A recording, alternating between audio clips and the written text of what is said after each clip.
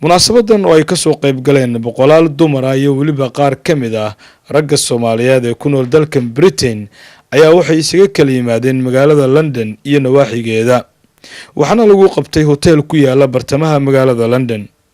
ujeedada munaasabadan ayaa waxay ahayd in markii ugu horeysay la soo shaac bixiyo ururka cusub ee la magac baxay ururka haweenka Soomaaliyeed ee aan xuduud lahayn iyadoo maskaxda ka dambeysay ururkan ay iska lahayd aqoon-yahanada Soomaaliyeed waa Professor Hodan Ciise oo iyadu qudheeda kala soo qayb gashay furitaanka munaasabadan. waxaa sidoo kale ka soo qayb galay qaar kamid ah ururada haweenka Soomaaliyeed ee ka jira dalkan Ingiriiska gaar ahaan waxa goobta ka hadashay Marwo Waris oo iyadoo ah gudoomiyaha ururka codka dhaqdhaqaaqa haweenka Soomaaliyeed oo dhawaan ay ku midoobeen 5 urur. Waris ayaa sidoo kale aqoon durugsan u leh Professor Hodan waxaana hadaladeeda kamid ahaa Hodan Siciid Ciise wax weeyaan gabdhaha Soomaaliyeed qaali ku ah.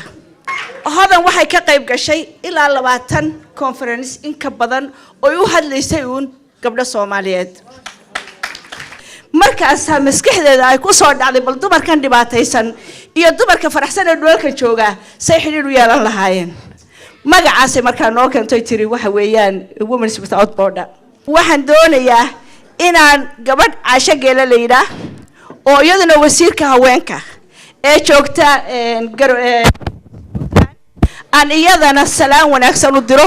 cidna naguma qasbin 2 safar ayaan Muqdisho ku tagaano ko ilaa 10 sano ka soo maqan dhulkii iyo foolxumadiisa markaa arkay ayaan isdhahay inaad UK baawur ku wadatid iyo dhul taxi road ka dhibtid MOT aad lahayn waxa ka sharaf badan kaadi u tugsatid. every Somali woman waxaan ku buraarujinay anigu xagga ragga maahi ragga ilaa waa ka kan de qaska uu nagu wada for the last 21 years xagga dumarku waxaan leeyahay gacmaha isqabsada caawa inta meeshan joogtay dhalinyaro ah wax lagu faano ah jaamacadaha ka soo wada baxay min bidaaya ilaa nihaaya waxay u baahan yihiin hooyo daba socota abaabusha aqoon u leh oo ka horeysa ilmihii. haweenka Soomaaliyeed oo noqday haweenka aan xad ka lahayn adduunka dhan la ku fiirsan.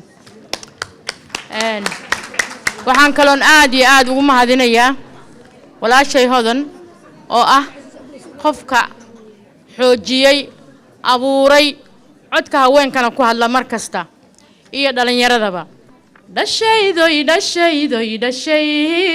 dhashaydoy kama dhaqaaqa meeshay dhidibadaydu yaalin dheefteedaan cuntaanin dushaydaada ku dhaqantaan dhalinyaro.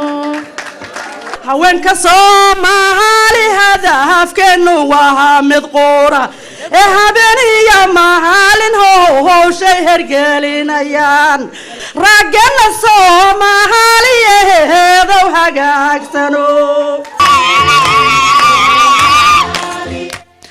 waatan Professor Hodan Ciise oo ahayd aasaasiyaasha ururkan cusub isla markaana ah marwada ra'iisul wasaaraha dalka Soomaaliya waxaana hadaladeeda kamid ahaa aad waxaan ugu mahad celinayaa Ilaahay oo ii fududeeyay inaan ka soo qayb galo shirkan. hablihii habeenkii markaanu qabanqaabinaynay Garowe markii laga soo noqday waxaan rabnay inaanu ayidno arintii Garowe waayo 12% bay ahayd 20 baana looga soo dhigay. waanu fikirno waxaanu 20gu way nagu yar yahay 30 aynu sameeyno ayidaadii iyo qoraalkii aanu soo saarnay 30 buu ahaa. ilaahay amarkii 30kiina waa naloo aqbalay. Hodan farxad intee la eg bay ku gelinaysaa caawa wixii aad hore uga fikirtay oo dumar badan ay kala qayb qaateen oo caawa halkan lagu soo bandhigay. aad iyo aad runtii ay farxad gelinaysaa waxiga farxad badan ma jiraan waayo waxaan aaminsanahay dumarka Soomaaliyeed inay yihiin laf dhabarka dhinac kastaba dhaqaalaha siyaasadda iyo caruur korintaba iyo wadanka inay wax ka soo dhisaanba. si kastaba ahaatee munaasabada halkan lagu soo gabagabeeyay caawa oo ay ka qayb gashay Professor Hodan Ciise oo iyadoo fikirkeeda lahayd ururkan halkan caawa lagu dhawaaqay isla markaana loogu magac daray ururka haweenka aan xuduud lahayn ee Soomaaliyeed ayaa waxa ka qayb qaatay dumar aad u fara badan oo isugu jira aqoon-yahanada iyo waxgaradka dumarka Soomaaliyeed. Ibrahim Umar Baafe wararka Universal London.